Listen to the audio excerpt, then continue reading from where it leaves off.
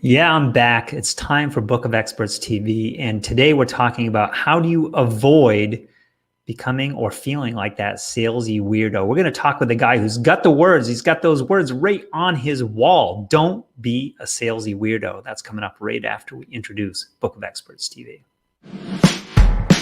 Time for Book of Experts TV. Topics you love. Experts you trust.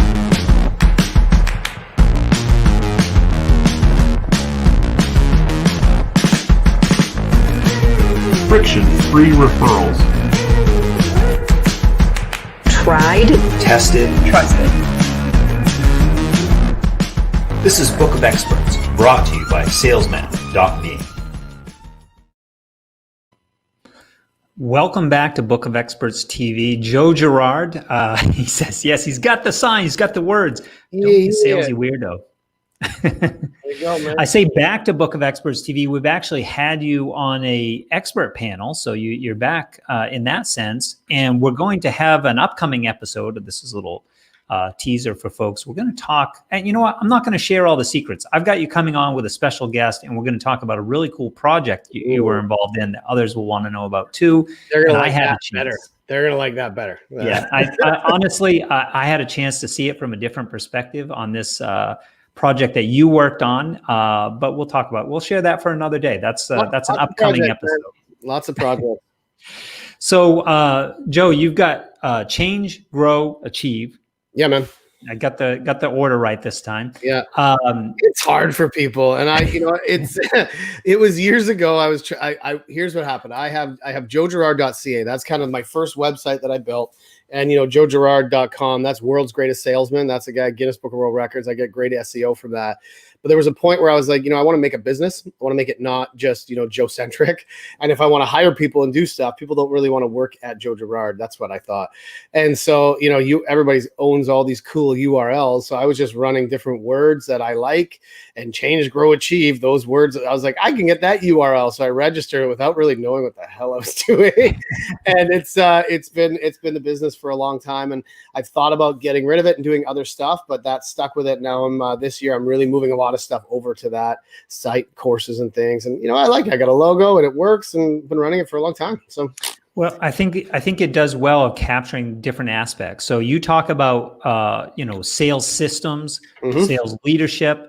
One of the things I love about you, Joe, you also talk about really simplifying and getting back to these questions of why are we doing this? I had Landon Porter on yesterday. He was really hammering that point home as well, which is, let's not just think about the outcomes, but why are we trying to achieve these outcomes? I know that's a big part of your process as well. Yeah. I want to focus in on the salesy weirdo part of it, because I'm working on my book. You're going to be mentioned in there several times, and one of the places is don't be a salesy weirdo. Where did that come from? How did you hook into that, and why is that part of your story? Well, it's funny, and I like Landon too. Shout out to him. I love all of his stuff. He's crushing it. Salesy weirdo. Here, I'll tell you. Years ago, I was trying to figure out a new brand. And so I was in the process of building this idea around sales heroes, because I think, selling is heroic, and helping people win and sell stuff is like you put the whole companies on your shoulder. And so I built this thing called the Sales Hero Academy. And I remember I was getting on stage to speak, and the guy that introduced me, I'll never forget, a couple thousand people, he's like, he didn't really practice what he was going to do, didn't read my bio. And he said, this is Joe, and he considers himself a sales hero. And you could see the weirdness in the crowd of like, who's this guy think he is? And it was, to me, I was like, that's not the intention of it. And so that made me feel weird. And then I was on a client call, and we were doing I love reviewing sales calls. And we were going through her call and looking at stuff. And when we have a normal conversation, like say in a Zoom call or on a practice role play, she was awesome.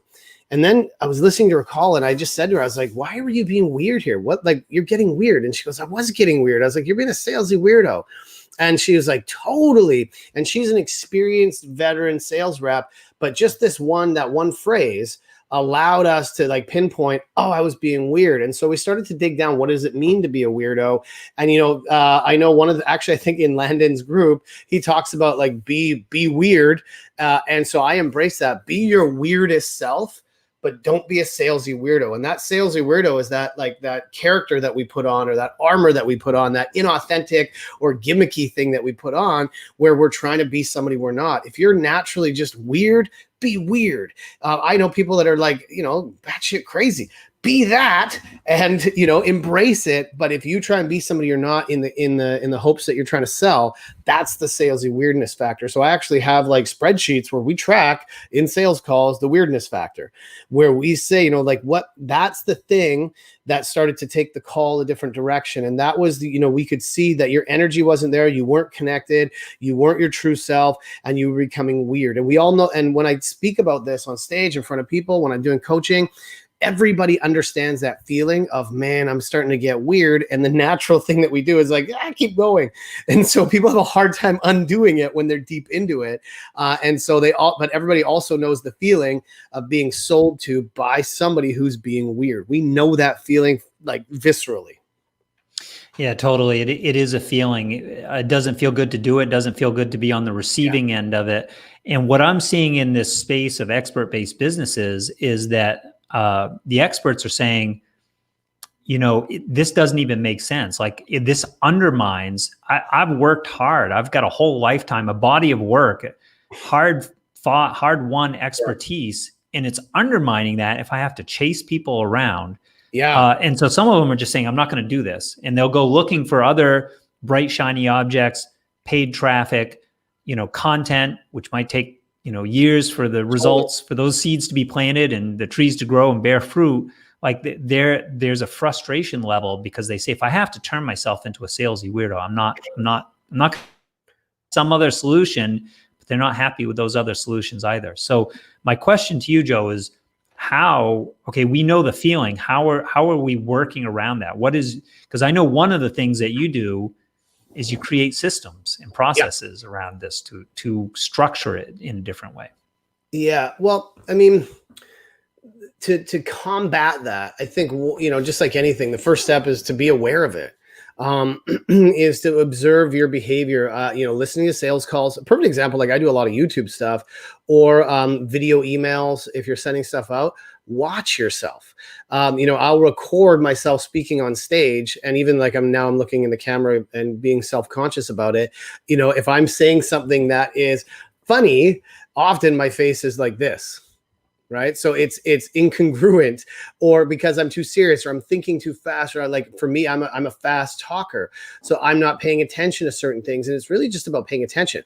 I know when I'm doing a YouTube video or trying to get a thumbnail for my video, I'm like, hey, let's find a really good frame of this video that I can use where I'm smiling. And then go through a 20-minute video and be like, I haven't smiled once. And so, just being conscious of our personal brand, who we, not necessarily who we're trying to be, but who we want to be. How quickly are we that authentic version of ourselves, like our best version, and how consistent are we? And so having sort of a mechanism to replay, watch yourself and listen and be aware and be critical of how aligned you are with that vision of who you're trying to be. And so I always say, imagine, if you were exactly the best version of yourself in 5 years, start acting like that person now. Start behaving that way. If you want to be more of a leader, if you want to be more engaging, you want to be more interesting, if you want to, have more to talk about than just your offer or your 30-second pitch, start reading books, start being interesting, start creating conversations where you can now settle into it. The other part, when we think about systems and we think about the way the brain works, if we think about that book, Thinking Fast and Slow, the two parts of our brain, we have to get into a place where we're conscious about what we're doing, but at the same time, unconscious. So practicing conscious things like your systems, your conversational flow, what questions you're going to use, how to build empathy and insights, understanding the stories that you use, the role that you play, all these things in your conversation, and following a framework that you can repeat. That allows you to be conscious, and then that consciousness becomes a lot more unconscious, and you go into that state of flow. And so you have to really think this stuff through. And a lot of people, salespeople especially, think that it's an art. They think they can just go in and wing it. They call people to just check in, or they think they got to put all their stuff, they got to show up and throw up all in one spot.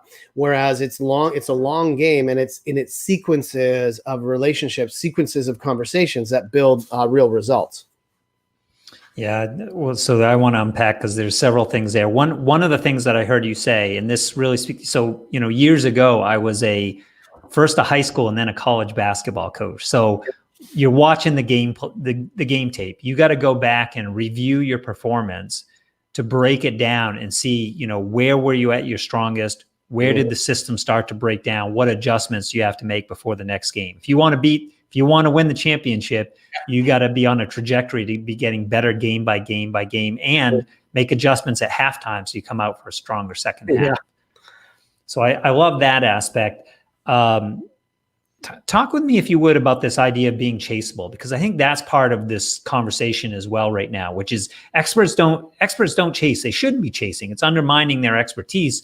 But you're structuring part of the sales conversation of being chaseable. And I'd love to hear more about that. Yeah. Years ago, do I have it here? Yeah, down here. I don't know if you can see it. Oren Klaff, Pitch Anything, is an awesome book. And he talks about different like frames that you control, from like a power frame, a time frame. And one of them is called pricing. And it struck me as a really interesting topic. And it's been a driving force for a lot of stuff that I do now. And pricing is just basically being interesting, being chaseable. And so when people try and control that, people are, I'm going into my conversation with my frame and you're coming in with your frame.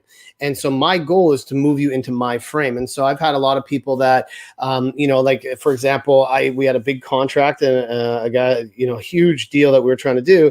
And the owner of the company called me and said, hey, I was trying to get a hold of you. I couldn't get a hold of you when I called the office. What's going on? I need to talk to you about this contract that I'm going to sign. And so he was trying to have a bit of a power frame and say, I'm the client. You need to be where I need you to be. And so the pricing effect was me just saying, yeah, dude, it's Friday. I'm going to a golf tournament. I'm pulling my golf clubs out and I got a bottle of whiskey in my hand. I bet you're wearing a suit. How does that feel today? And just that little flip, he was like, oh, come on, man. That's not fair. He's like, when can I come golf with you? I'm like, well, sign the invoice. Let's get to work, man. Let's do a contract. I'll fly you out. We'll go golfing. And so just being interesting and being chaseable, and the idea of the mindset of I don't need the business, because there's unlimited business out there. And I think a lot of people become chasers. And so I always say, like, there's two things that kill puppies and make you die inside, make me die inside, is discounting and chasing. If you're saying I have to discount, or I gotta reduce this, or I gotta change this, I gotta change my offer, I gotta discount it, or I've been chasing this guy. And so I say it's not that they're not interested, it's that you're not interesting. And so if we're not doing things that are being interesting, why should somebody want to do business with us? There's a lot of ways that we can, add value, share resources, be somebody where they're like, man, if I don't work with this person in some way, I'm going to miss out. Now, whether they buy from you or not is irrelevant. But being the person where, you call somebody and they look at their phone and they stop like their family dinner to say, hey, I got to take this. This salesperson always gives me crazy value. That's what you want it to feel like. That they're chasing you. Hey, man, I want to pick your brain about something. We're doing this project and we think of you just like our like our VPs or our CEOs. We think of you like a potential owner, even if you're not even a vendor yet. So like, that's what you want people to think of you as, rather than a nuisance or a salesperson. That's chaseable. This ties in so beautifully to what we've been talking about through several different episodes now, because the relationship is really starting with you and yourself, adjusting that scarcity mindset, which, by the way, it's easy to get in that mode if you've been trying for a while to get clients and it got hard. We understand why you get there. I've been there. Joe, you probably felt that way at times too, of making that shift and seeing that there is no end to the people out there that you can build a relationship with when you start building the actual relationships, first with yourself and then with them, and not just looking at it as an agenda that you're trying to push through. Totally, man. And you know what, just so people are aware, is the scarcity mindset is all the time, and there's, I've been doing sales for 20 years. I still every time I send an email, I'm like, oh, I hope they like me. I mean, it's the same, it's the, I send a proposal and then they don't respond back in like 30 seconds. I'm like, oh, they didn't read it. They don't want it. And I can't shake it, man. No matter how many times I've done it, how many times people say yes, and how many times I know that they're like, oh, I haven't had a chance to look at it. We're excited. And they get the phone call. Let's get to work. It's not a lot of people say no, but every time I send something, I expect that no. Right. And I can't shake that. And I can't shake this scarcity mindset. Like, I need this business. It's hard. Right. But it's something that that we have to work around and really work hard to be chaseable and be interesting. I think that feeling is never going to go away. So last night we did our expert panel, and Molly Mahoney, who has been on stage with some of the biggest names in the business, including theater performance, Broadway stars. And she said they're experiencing the same thing, which is they're nervous. They're hoping the audience is going to like them and what they're bringing to share, the performance they're going to put on. That feeling never goes away. So we might as well get, just to accept that up front and say, okay, now we know that. What can we do to actually, get into the real relationship building? I was watching a Joe Rogan podcast yesterday. He was talking about, it's like a quick clip. He was talking about him talking to Johnny Depp on the phone. And he's like, dude, I don't know, like, why am I talking to Johnny Depp? Who am I? He's Joe Rogan. But then Johnny Depp was like, I'm always nervous. He's like, I hope people like my film. He's like, I hope they don't find out I don't know what I'm doing. Right. Like, it's like, he's like, if those two people are having that issue, I think we could all just like kind of relax a bit. Right. Yeah, totally. I love that. So one of the things I know that you're really good at, Joe, is building these relationships in an intentional way. So using omni-channel, so picking up the phone when it makes sense, messaging, direct messaging, email when it makes sense, creating systems that tie these things together in an intelligent way so the technology gets out of the way. Tell us a little bit about what you're working on now, because I think that will be interesting for folks. I know you got stuff in the works. You're rebuilding your signature program. And I also want to hear more about the hero's journey, because I totally agree. It's not about projecting that we're the hero. It's the people that we work with, our clients, our customers, the relationships we're building, being their Obi-Wan and letting them be Luke Skywalker and be the hero of the journey is totally where it's at. Yeah. You know what? Like, and I love that. That's a great segue, because we didn't even talk about that earlier. But one of the things that I haven't put this in any of my materials, but I tell people this, my new title that I want to really think of myself as. So we go back to how to really build that. Don't be a weirdo. My personal brand that I'm trying to create all the time is I want to be a ninja consigliere. I want to be somebody who's whispering in my clients' ears or people's ears, helping them win, but nobody knows I'm there. And the more I think about that, the more I get away from trying to be like a guru or trying to be something else. I just want to help people do their best stuff. And I'm happy to just be my wife's assistant in her business, or go work in the yard, just grow my hair out, be some kind of hippie. That'd be fine. And the way to do that is to not worry about who am I trying to be. So when we think about like that's one step. But, you talk about long-term relationships, omni-channel, all that stuff. Really what it is that there's people that are out there that are trying to wrestle with things, questions that they need answers for. And so I'm always searching for where people are asking questions, where they need help, and where I think, especially on, like, for example, Facebook, a lot of people are just really mean and they give bad advice, and they're doing it to try and make themselves feel better. So, I just started a new platform. We're launching our courses in there. And I was mentioning to you, I joined their Facebook group because I have questions about things that I'm working on or my team's working on. And I ask questions about it, and the community helps out. But there's a lot of people that don't help out. So when other people have questions, I really go above and beyond to answer those questions. And I know, I've been doing this so long, that when you start these little relationships, I think what I see happening is that somebody asks a question, you say, hey, I'm going to help you with that. Here you go. And then we move right into like trying to sell them something. But that's not how relationships really work. I want to help you solve that thing. What else do you need help with? You start to say, hey, what are you working on? That's my biggest question. Like, what's your project? What are you focused on right now? Cool. Asking questions. And then the goal was to move people off of that digital channel and get back into a real relationship, which is either on a call or on a video call, or even in an email back and forth. But the best way is to humanize it by getting, just like this, talking to somebody either on a video or on a phone call. And I always try and move people to that phone call, because that's where we're humans. If we stay digital, we miss all of the juice. And so if I can just get somebody on a call, even for 15 minutes, without an expectation of I need something from them, to say, I'd rather that than spend an hour back and forth on a stupid text message. But let me ask, oh, cool. What are you working on? How does that go? What are you trying to do? Oh, you know what? Let me share this resource with you. Let me introduce you to this person. Let me send you this thing. Let me give you an idea that you can have. And then they say, well, what's next? Often people say, well, how do I work with you? And I say, well, and sometimes I don't know if now's a good time. I think you need to do these things before we even consider working together. But in the meantime, work on this stuff. And that's something I think a lot of people miss, is they jump right into trying to so it feels like you have an agenda. It feels like, somebody's talking to you, but that there's a punchline. It's like, well, here's my pricing sheet. You're like, it's not what I'm asking for. I just had a question. And so now, if that's the weirdness factor, where it feels like on the other end, you're very cautious of somebody's like, I'll help you with that. Because like, that's not what you mean. You want my money. And so, really giving and serving and being on these different channels, but building a system around doing that and thinking long-term, that's the goal. Yeah, I can underscore this, because this is actually how Joe and I originally connected, which was I asked a question in one of the social media groups and said, who's been working with this CRM? Because I'm stuck right now. Yeah. And that ended up producing hours of conversation with you and I, last summer, when we worked through a sticky technical issue that honestly was over my head, but you were answering questions. How much of that is for you is intentional strategy and with an intention to build the relationships, and how much of it is I'm trying to get to know this person, figure out whether I want to talk to them more? So now you're I would even want to continue the conversation. Is that what you're trying to do? Say again? You want to know my secrets? Is that what you're saying? Yes, I always want.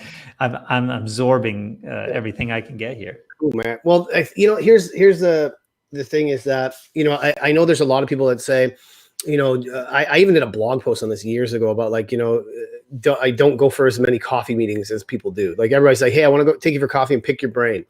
I think there's too much of that going on. And especially online is people will abuse that. Hey, I have a quick question.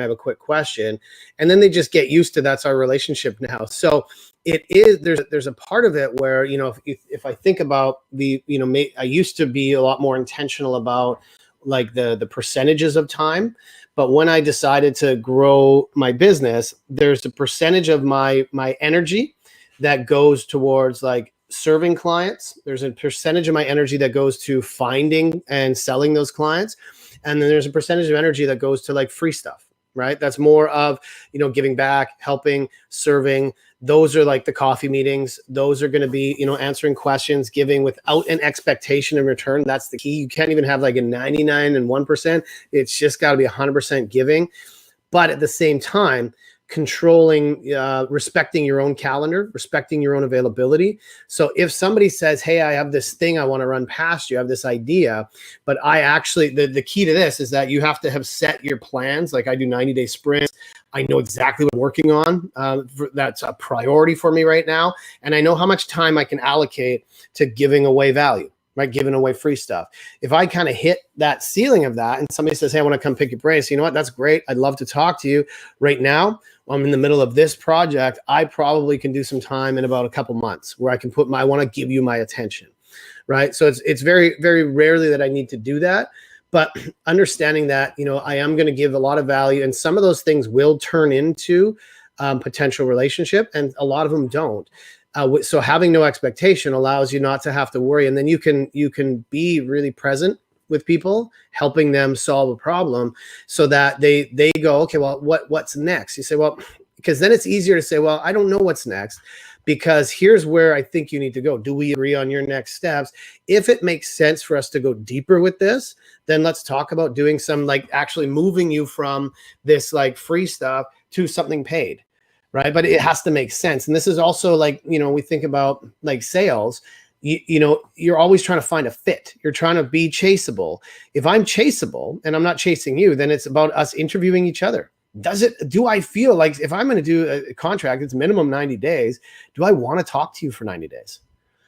right? Do I want to go through, like, I've had some bad clients. We've all had some clients we wish we could fire. So my pre-clients, pre-selling framework is all about, man, I don't want to talk to this person, right? Because if I go back to my authentic goal of being a ninja consigliere and sitting and being a hippie in my yard and playing guitar and having fun sitting in the hot tub, if you're taking time away from that because I didn't do my job interviewing you, then that's on me.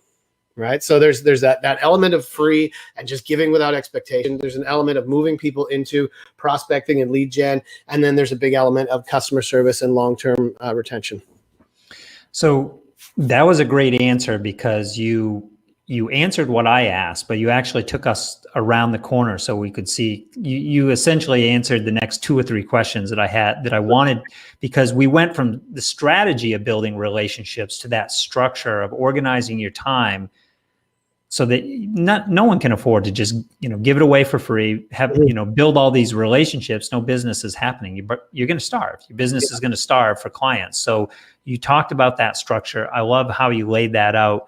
I do want to dig a little bit deeper because I think what I heard you say in there was also your process for making the turn in a conversation. I want to repeat it back and make sure I heard this right. Sure. We're going to agree on what you're trying to accomplish here, and then we can talk about what those steps look like. And then if it makes sense, I can join you on that path. Is that essentially you making the turn in the sales conversation from getting to know someone and deciding whether it's worth continuing that conversation for the next 90 days to let's actually do some business together? Yeah, I'll give you a perfect example. I got a client I'm working with right now, and we're just finishing our first 90 days together. And when we first started, and we're moving on to like a larger contract now, because it's like, I think about sales just like relationships and dating. When you're first starting out, it's like, especially like on the lead gen side, is you're chatting. Like I haven't dated for 10 years now, but right. And if you're like, I see people on Tinder, you're sending messages, you're just feeling each other out. How's it go? Then you're trying to book that first call, that coffee meeting. And then you're saying, do I want to spend more time with you? Right? This is all still in that free level. And then all of a sudden you're like, okay, well, do we commit a little bit more? Do we take this to the next level? And then eventually, do we go steady? Do we be serious to each other? And then eventually marriage and all that kind of stuff. And then there's post follow-up, all that stuff. So I think about it as just like dating and the whole idea of not being weird. And you can see when people are like, you're ignoring me, and the kind of messages people send when they're dating, it's the same in sales. Don't do that. But if I think about how, if I think about that like dating, then you really have to, catch people's attention, help them solve stuff, be interesting, all that stuff. But this client, I've been doing a lot of stuff on YouTube, and a lot of the things I'm doing, especially since all the COVID stuff happened, is trying to give a lot of value on systems and helping people solve like very specific challenges that they have, because a lot of people are all over like, I don't know how to do this stuff, things that they could have done before. And so rather than focusing on consulting out of the gate, I'm doing a lot of affiliate stuff on software. So this one company is connected through my sister, and they said, well, what email service would you recommend? And I said, well, I would say ActiveCampaign. Let's get on a call and I'll explain you how that works, and I'll show you if it makes sense. So same thing, just let's see if it is the software for you. And at the very least, I'll give you some ideas on what else you could use. And if it makes sense for us to talk more, we can do that. So we got on a call, we looked at it, it's like, oh yeah, this ActiveCampaign, you'd crush it with this. And here's what you guys can do now. And then this is how you make the turn. You say, let me ask you a couple other questions so I know exactly what you're trying to work on. How else is it connected to your call center team? Who else is going to be working on this? Who else is involved? What kind of reports are you generating right now? What does the data look like? What are your And so starting to dive deeper, and they start to go, and it's all about, in the sales process, cognitively reframing, where I don't need to tell you what to do. You need to go, wait a sec. Do you think we should do some more work with you? Are you able to do like retainer type stuff? That's the question I'm always looking for. Do you think you could help me? And I go, maybe, let's figure it out, because of the kinds of questions I ask. Not saying, well, let me tell you what my services are. Because a lot of time, these initial conversations, nobody knows what the hell I do. Right? Because it's me helping them solve a problem. And then if, especially for software, people go, wait, what is it you do? I'm like, I'm a sales coach. They go, that's not at all what we're talking about. Right? So, and it's kind of leading in. And same thing for, say, leadership coaching. I will get people that want to have, you know, a very specific thing on, like, say, a sales conversation we're building. They need me to help their team. Through the conversation we have, I ask a bunch of questions and they go, wait, you know, I think I could use some of this. Could you help me? I've got a lot of leadership clients, like, you know, big CEOs that are like, I think I need you to help me. I've coached, like, you know, VP teams where they're like, oh man, we just need you to come in and be our therapist because the way you ask questions. And so it's the questions and being able to share insights through those questions, getting people to think differently. And then they go, well, I see that there's much more to this than I initially thought. What would that look like to work with you? That's the question I'm on the hunt for. And so framing conversations that way makes it so that they have to sell me on why it would make sense for us to go further. They can see my value because of the questions, because of the insights I share. I don't need to pitch. And that's the chaseable factor.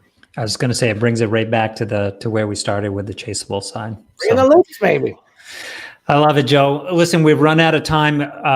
Share with folks, where's the best place for them to, what's the best doorway to walk through to enter your world and learn more about Joe? Well, through Tobin, because he gives great referrals. He's got this awesome platform. But go to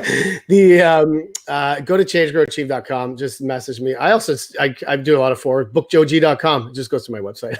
but also I'm building different courses. We've got an academy. I've got YouTube. There's lots of things. You know, go on my site and, you know, just reach out and connect with me. Whatever problems you have in terms of sales, systems, small business, just want to simplify, or you want to just make your life easier, have some more fun. That's what I do. Just send me a message. And I see a lot of conversation with you right now. You're talking about the online course software and how you've been doing some of that work for yourself and sharing what you're learning with others. So I think anyone that topic is, you know, top of mind, that would be a good reach out right now. Yeah, I built a whole bunch of stuff myself. Like, I'm a big tech nerd at the same time, right? So I love that stuff. But I moved everything over to a new platform called New Zenler. I also have another, my Change Road Chief site will be on Kajabi. So I'm testing both of those. I love this stuff, you know, and if you're just trying to figure out how to make your business run smoother, that's what I do. Super. I love it. Love the simplicity of that last message. Joe, thanks for taking the time. Again, don't be a salesy weirdo. We heard it here first. That's why I wanted to get you on and make sure we attributed those words the right way, because you're going to be mentioned in the book that I'm putting. I love it, baby. So, appreciate you coming on. Thanks, Joe. Have a good one. Yeah.